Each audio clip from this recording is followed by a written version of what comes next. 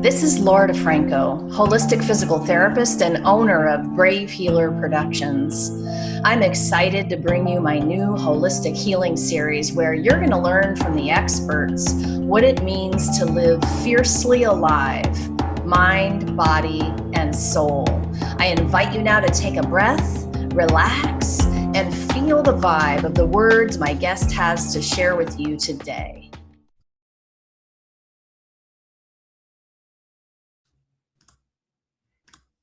Welcome, everybody. Thank you so much for tuning in today. Today, I have Sarah Wong with me to help me with this mission I have to change the world one brave word at a time.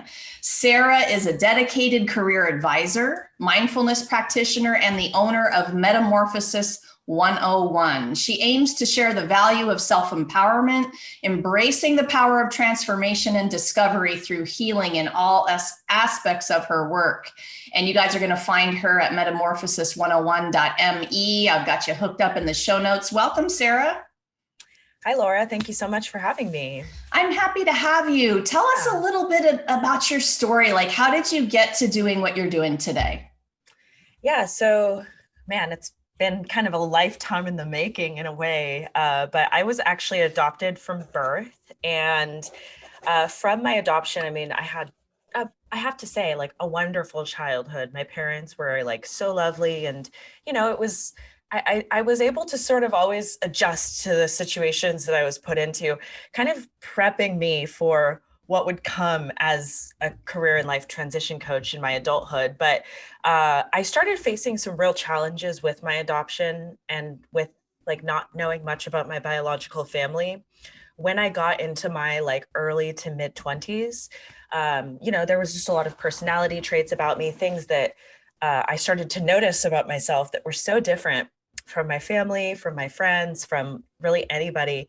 And I, of course, like knowing that I was adopted, knowing that I had this biological family out there that I didn't know a whole lot about, I was like, man, I wonder if like these quirks or qualities maybe come from them. So this curiosity inside me just grew and grew and grew. And I really was struggling with my self-identity, with sort of knowing who I was and what I could do in my career. And at the time, like the world was a very different place. Like the tech bubble was really booming here. I live in the Bay Area. And so like all of my peers, were really diving into like that sort of work, that was sort of like the right sort of job to have. And here I was like this artistic, creative, like compassionate, empathetic soul, like trying to be this like tech person. And it just never felt right. It never fit with me. And so, I went through it. I went through a real rough patch of just not having an identity, not even anchoring myself to something. But I was actually a sociology major. I graduated from UC Irvine about 7 years ago. And, with that, I've always just been interested in social sciences and helping people, right? And kind of why people tick in a way. And, my first job was at a nonprofit working with military veterans as they transition from service. So that was sort of my first step into transition work, right? Working with people as they move through transitions. And I was really good at it. It was like sort of my calling in a way, but of course I was too sort of stuck to really recognize that. And so I veered off my path for a little bit, ended up kind of having this mental breakdown, having to really come to myself and realize like, I need to find my family. I need to find who my biological family. So I finally found them about a little, like maybe 15 months ago or so. It was like November of 2019. Wow.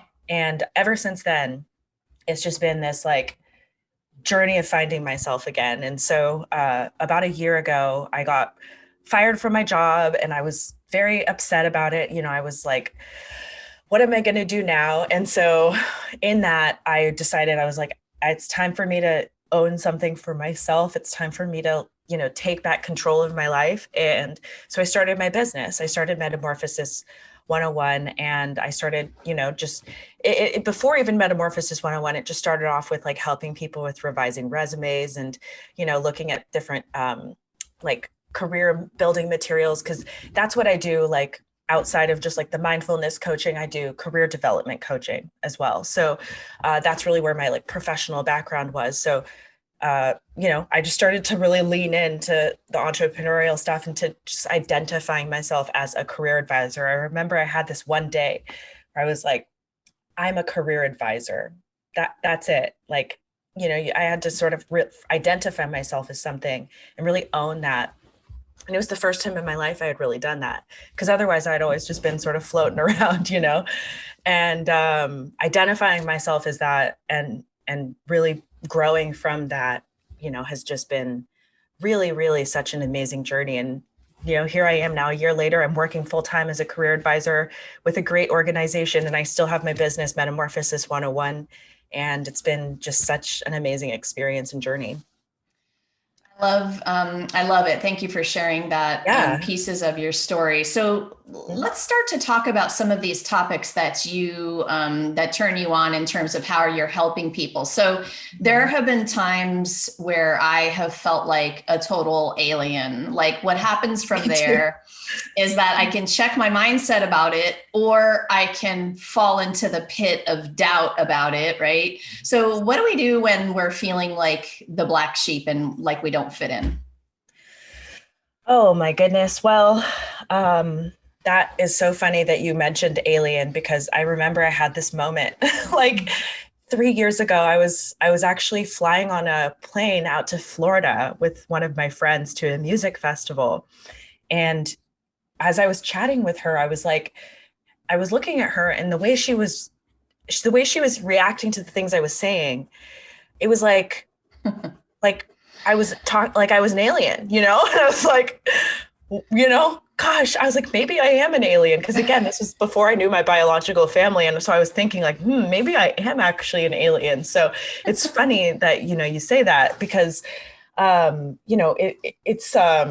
it's just a really hard thing when you do feel like nobody understands you. You look around at everybody, it's just like nobody gets it. But so what I've learned to do, and with a lot of help from my therapist and from my advisors and from just myself and my meditations, is, just having security and comfort within myself, right? And not necessarily needing that external validation. I think that I have gotten to this point now where I I don't really seek external validation anymore, because I know that I'm a weirdo. I know that I'm an alien a little bit. So I've kind of learned that if I share my kind of weird opinions with somebody and they don't respond in the way that I want, I don't take it as personally. I don't take it as close to the chest. And I do a lot of like meditation, mindfulness work, and I spend a lot of time sort of protecting my own energy so that that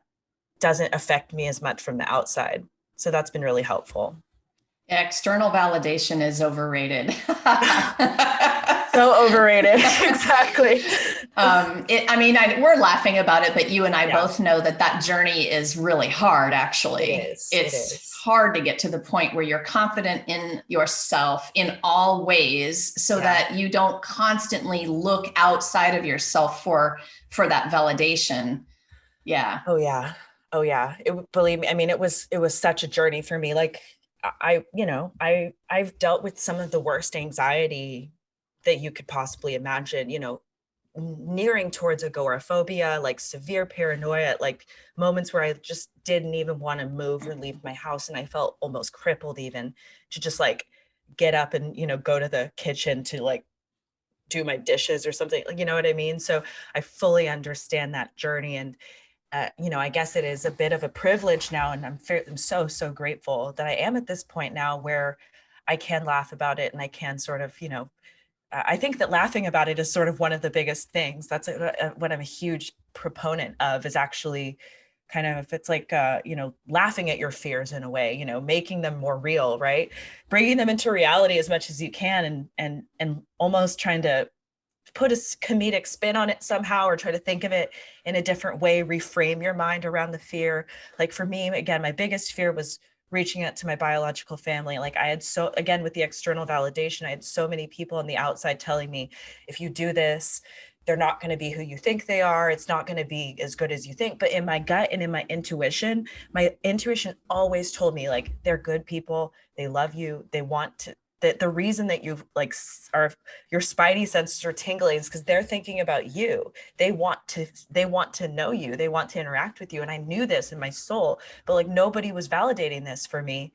And when I finally reached out to them, it's exactly what I received. It's exactly what I got from them. I was floored. And I feel so grateful because I do know, I mean, I don't think people were telling me that, to be mean to me. I don't think people were telling me that to hurt my feelings or anything. It did hurt my feelings, but they were, thinking about the majority of people. Right. And I do think that a lot of adoptees, do have that experience. And that's just where I feel so incredibly grateful and glad that I sort of just own that for myself within my situation. And I think a lot of black sheeps have pulls to things that maybe are different, right? Or that are outside of the norm and that maybe won't be confirmed or validated by a lot of other people. So it's really about just knocking down that barrier and doing it anyways. Yes, exactly. Okay, so I want to rewind just a minute and continue to talk about the anxiety. And funny Yeah. enough, the next solo book that I'm putting out is called How to Have Fun with Your Fear. Oh, wow. So I'm on your Amazing. page, girl, about Absolutely. reframing fear I want and to read it. Yeah. changing it up. Yeah, that's awesome. So I loved what you said about that. So you do, I mean, you've been through anxiety at other levels, it sounds like, and you help people with the anxiety around things like simple things like job application process. And I can even relate somewhat, having watched my daughter recently go through the college application process, right? And Yeah. my God, the Very anxiety similar. that comes up. Yeah. So talk to me about some habits that help manage that anxiety. This is going to help so many people. Oh, I love it. Yeah. So this is really the work that I do with my clients is sort of setting up plans. I got actually a fortune cookie one time that said, create a plan and then work that plan. That's really what it is. That's really what it's about with kind of tempering anxiety. And I actually have generalized anxiety disorder. Generalized anxiety disorder, like in the work that I've done with my therapist, the like biggest recommendation that I've received with people that have, because generalized anxiety is more like I get anxious about anything. Like anything can cause me anxiety. Some people have situational anxiety or social anxiety. I get anxious about everything. So if you tend to be like more anxious about just like anything, setting up plans, setting up daily routines, setting up flows, having sort of an idea of what you're going to be doing before you do it, and sort of getting to that point. I mean, if you're at that point where you're very in kind of that chaos mode where you don't really have much, I think starting with one thing to anchor yourself. That's what I do with almost all of my clients is I start them off with at least like some sort of like 21-day or 30-day challenge. And it has to be something small and simple at the very beginning. Like if you don't have any semblance of a routine and you're start off with something real easy, right? Pick one simple thing that you know that you can do. And then once you get that done for, 21 days, 30 days, then maybe add into that. And I think that the more that you can anchor yourself to certain things every day, the less anxiety that you'll feel. And, for me, I'm a huge proponent of journaling. Journaling is the thing that I offer the most. If folks can't really figure out what they want to do, I'm like, get a journal, start writing in it every single day. And I suggest for folks to just write for 5 minutes a day, put on a little timer. Because I think sometimes when you start journaling, it's a little overwhelming. You're like, you sit down, you write your heart out one day, and then the next day you come back to it like, well, what do I write now? So I think just starting with 5 minutes, answering the question I like to answer is, what am I being mindful about right now, today? And mindfulness is really about presence, right? It's really about focusing into this moment right now, where we are right now. And, if you don't want to necessarily write in a journal, just maybe starting with that, maybe starting with 5 minutes of presence, right? Just mindfulness, right? I think having that little moment for yourself, giving yourself that room to breathe, that's such a huge way to combat anxiety in my experience. That's actually where my whole like meditation and anxiety breath work journey started. When I was at like the lowest of the low, going through a breakup actually with one of my ex-boyfriends. I was like, my heart was actually like palpitating. Like I was like maybe going to have a heart attack. And so I like sat on this little bench. We were out on a hike. We were fighting. And I like meditated for the first time. I like didn't even mean to. I just like sat there and I like closed my eyes and I breathed in and I like stopped thinking for like 0.1 second. And I was like, okay, all right. And so I like started to, build upon that practice. And, I think that starting with the breath first and foremost, starting with the breath and then starting with kind of trying to build into a good daily flow, having those little anchors throughout the day to keep you grounded, to keep you centered, to keep you in balance. Because a lot of anxiety is, just an imbalance in energy. Yeah. I get that big time. I'm going to just kind of go back one more time. You mentioned so many important things. I want to make sure the viewers are really listening in. So,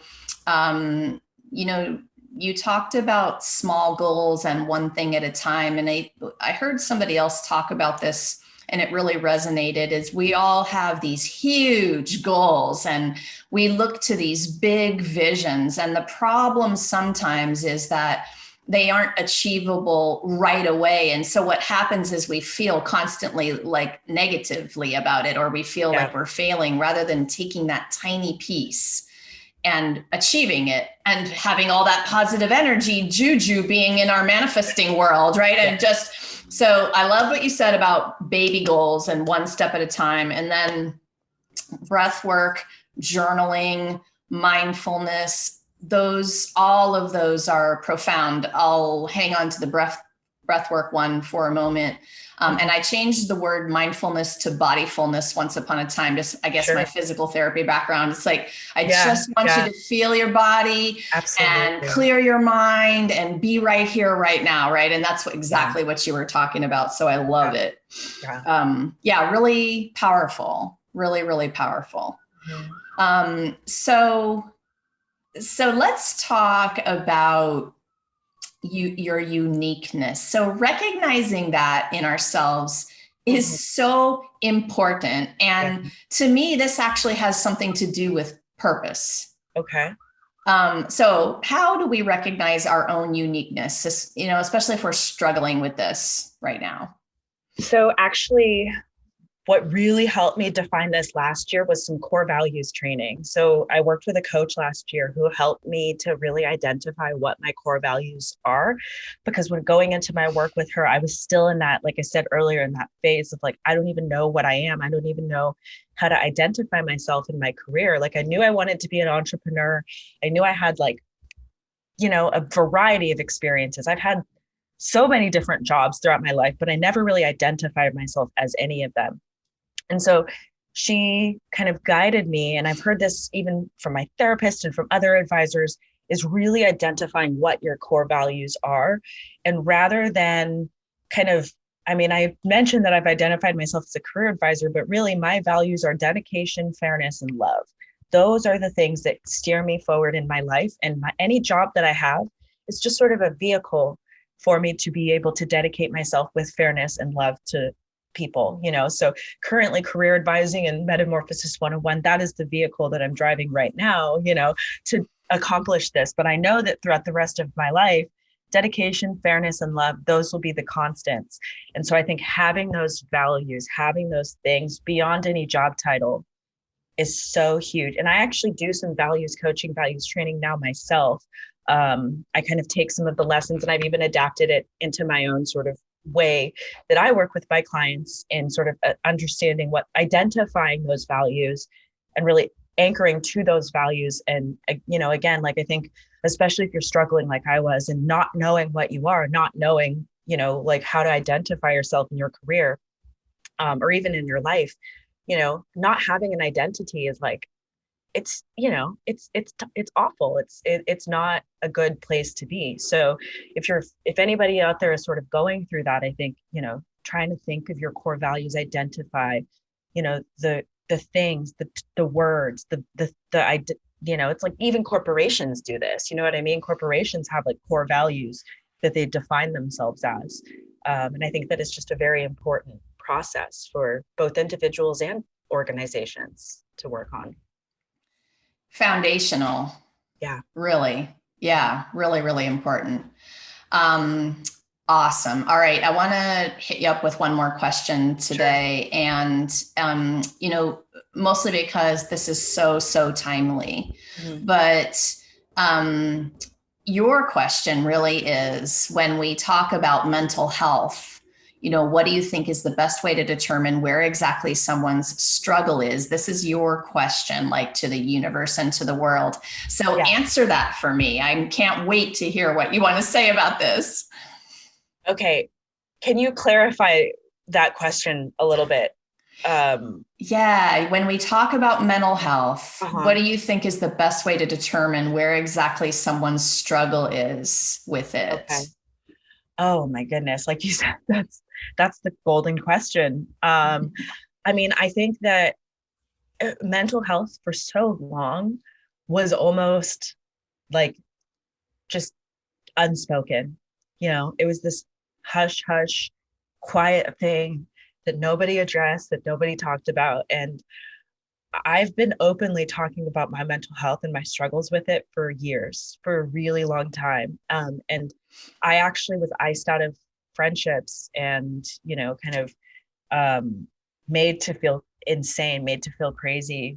Again, the black sheep thing. A lot of my desire to speak so openly about mental health has been kind of in relationship to that sensation. So I think just identifying that you do have something going on and simply being willing to talk about it and open up about it, that is a huge step.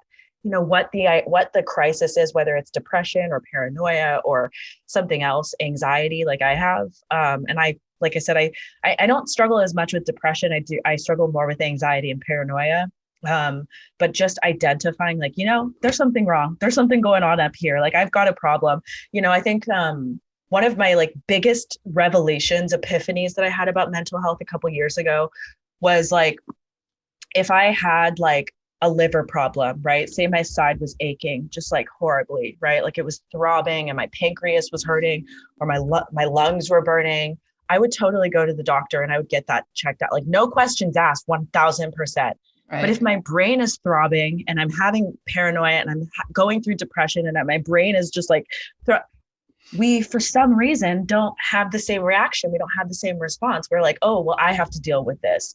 Not realizing that our brain is an organ too. And if our brain gets sick, if our brain becomes ill, we need to take care of it. And there's medical professionals out there that they spend their whole lives dedicated to doing this work. And there's so much, out there in terms of medical care for how to sort of help people. But I think that there was a lot of distrust in the public around mental health services and, how doctors help support people with mental health. But I just have to say that was probably my biggest fear about pursuing mental health services for a long time was, oh, well, I don't want them to like label me as something and I don't want to get on some pharmaceutical drug, or whatever.